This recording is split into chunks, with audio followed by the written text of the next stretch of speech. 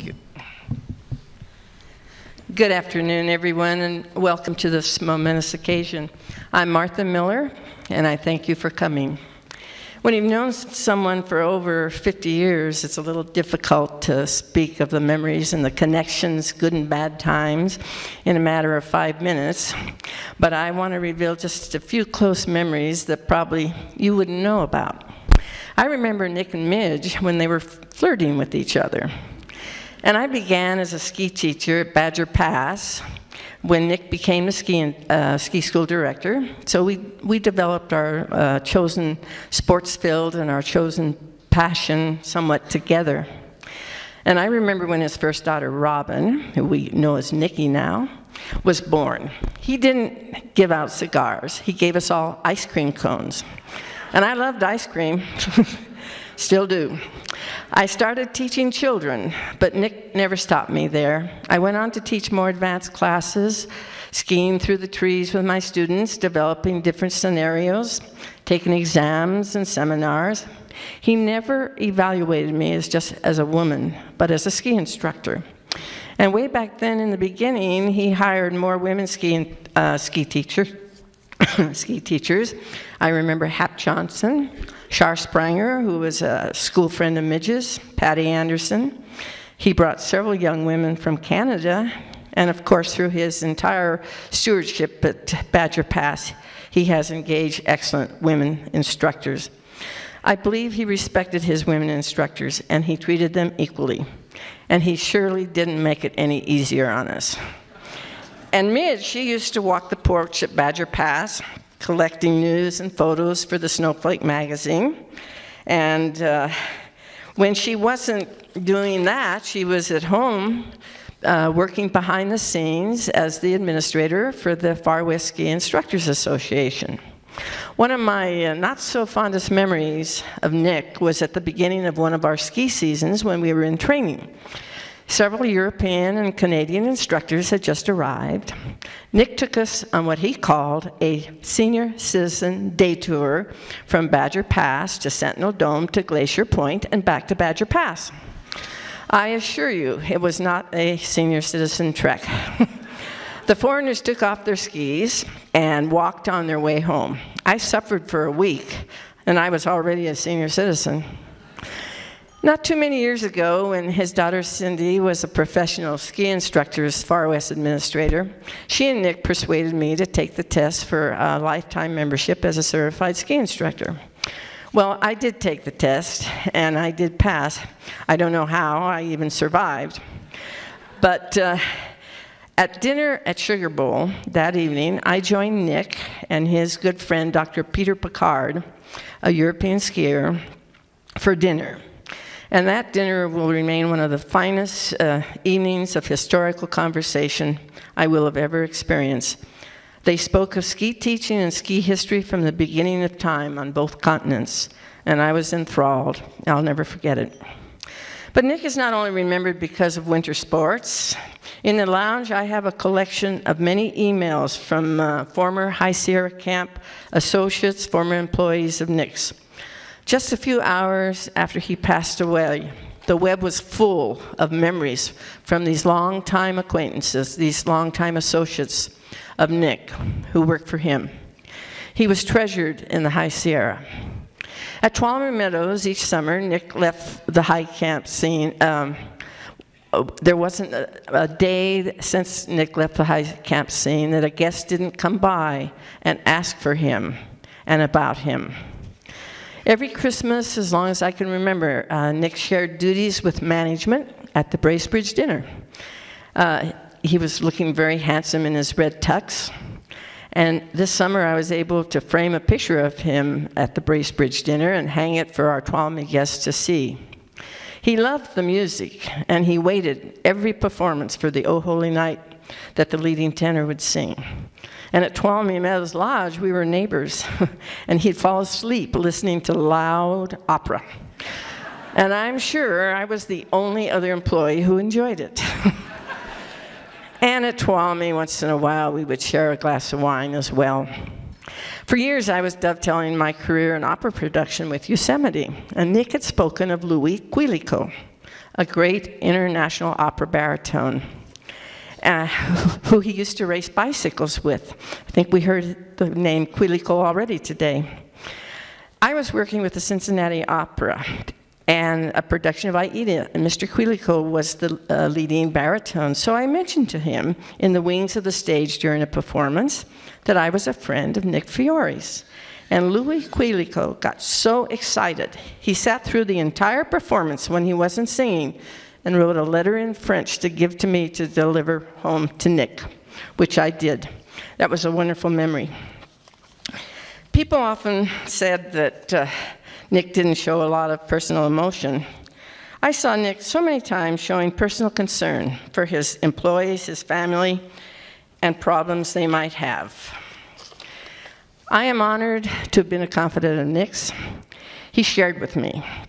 I'm more than honored to have been a friend of both Nic and Midge, to have shared with Nikki and Cindy growing up in Yosemite, both of them working professionally in Yosemite as well.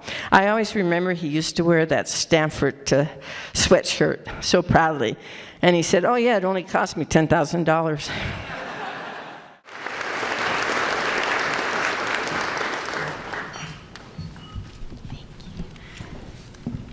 Good afternoon. My name is Calder Grock, and I'm in my 3rd year at the United States Air Force Academy. I followed my late, thank you. I followed my late father Zen and my sister Tanaya, as well as my brother Nic, into the Air Force. Our family military legacy goes much further back, all the way back to Brigadier General Elias Dayton, who was our lineal grandfather. He served in the Revolutionary War, and his son Jonathan Dayton signed the Constitution. My grandmother Midge was Marjorie Dayton, and I am Calder Dayton after her.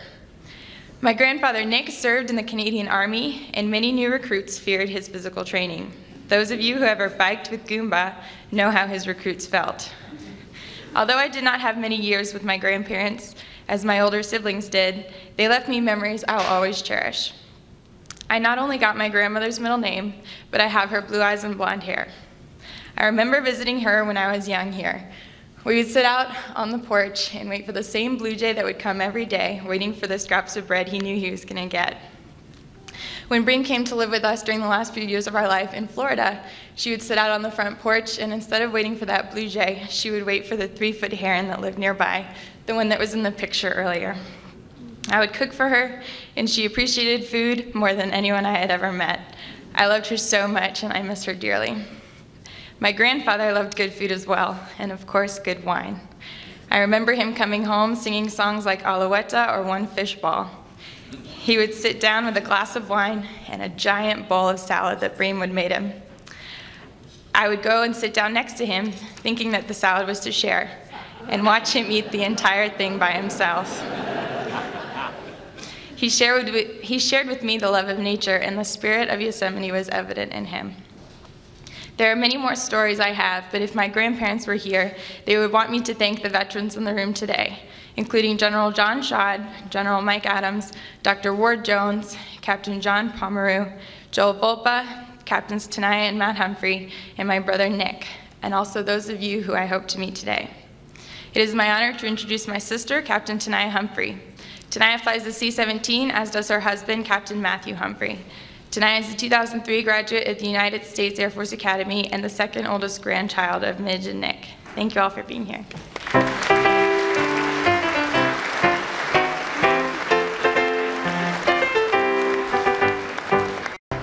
Thank you, Calder, and thank you all so much for being here. It's an honor to us to have this many people to share in the lives of our grandparents. My sister and I wear our uniforms today to honor our grandparents because they were so proud. We called them Bream and Goomba, as you heard. My grandpa, I called him probably in the last 5 years, that's all he wanted to talk about. He wanted to hear about flying stories. So I'd be in the middle of what I thought was a pretty good story, and he'd quickly say he loved me and he wanted to hang up. And I knew exactly why, because he was convinced that he was being charged a fortune for long distance. So we tried again next time. But it was one of the things we loved about our Goomba. He was proud of our military service because we were doing something that was difficult and something that took discipline and something that served others. And this is what my grandparents dedicated their lives to. They served this park and this community for over 50 years. I was given the name Tenaya after Chief Tenaya, who lived here before us and was able to spend every summer of my childhood here. During high school, I actually got to live with my grandparents during the summers, and I worked in the park. This has always been my favorite place in the whole world, and I know many of you share that same sentiment.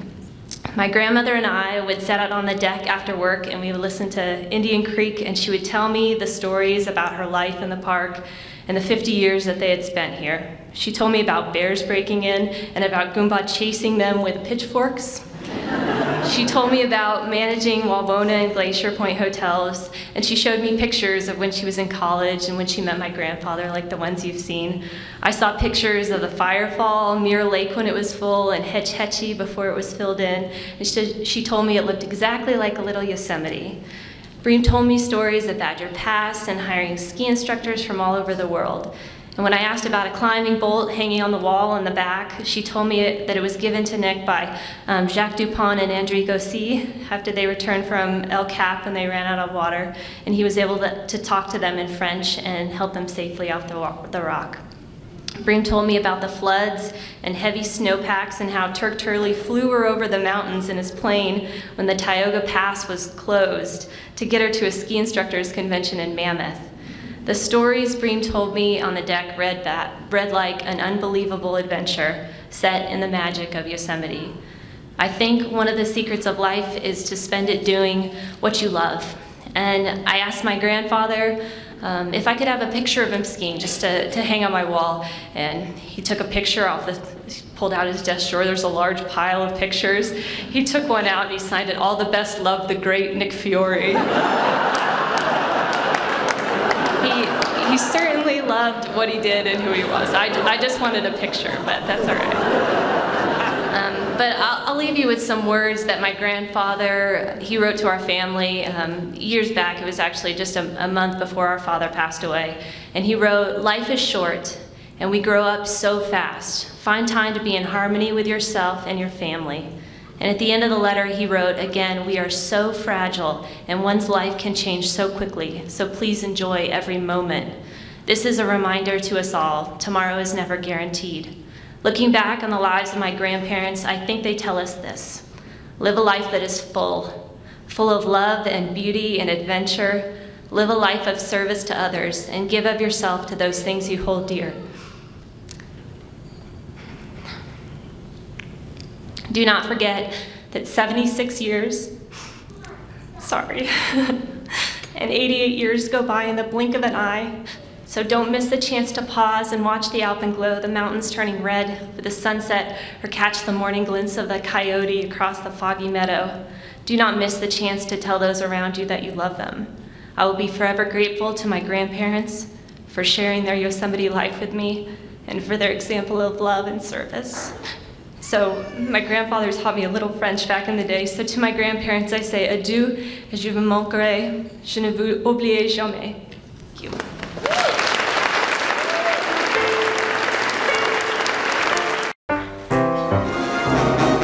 Winter and skiing makes me sing. Alouette, gentille alouette, alouette, je t'y plumerai la tête, je t'y plumerai la tête, alouette. Oh, alouette, gentille alouette, alouette, je t'y plumerai.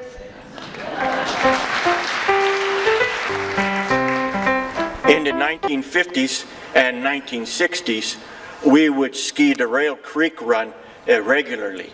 We even held races down the Rail Creek Run. When you got to the top of the run, you would have to declare if you were going for the bronze, the silver, or the gold.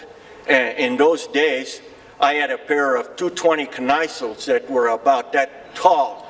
And I would point those Kneisels down the hill and just let them run. And it was very, very scary. And when we got to the bottom, we would vomit. Jesus Christ, I'm not kidding.